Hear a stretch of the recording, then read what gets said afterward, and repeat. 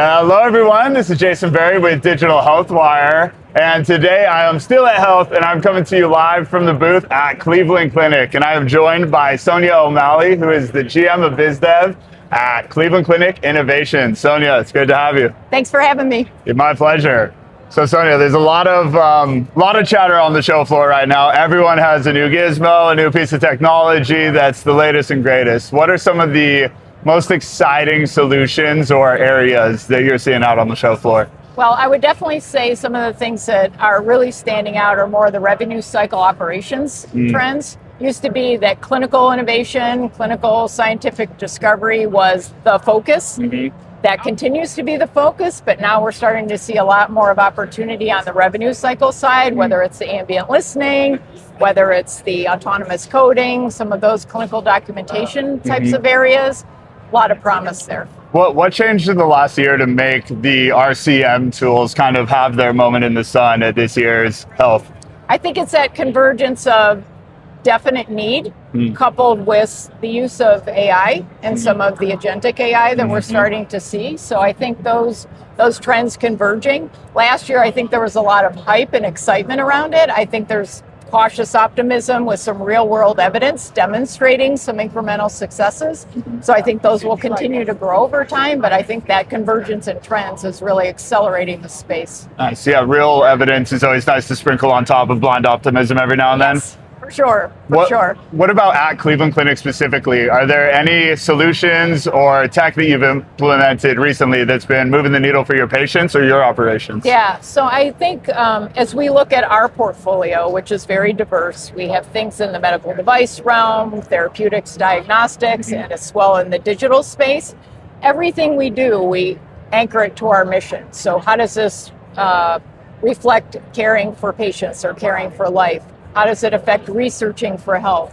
How does it affect our caregivers who serve our patients? And seeing lots of opportunity in each of those areas. So for example, for our patients, we're seeing a lot of what I would call early stage real-time clinical surveillance. So we've had some great successes, particularly in the sepsis space, where that is a very dangerous cascading event if you don't catch it early enough. It's prevalent in all of healthcare, all of inpatient settings. And so we've been implementing AI technologies to identify that early.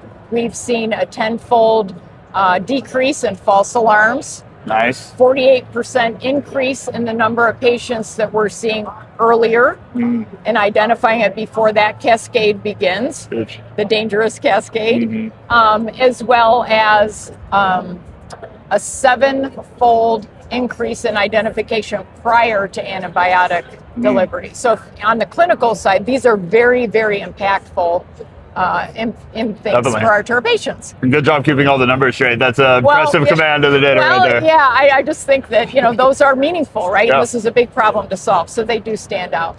Go ahead. I told you I wouldn't throw you any hot seat questions, but I got to ask about the flip side of that same coin.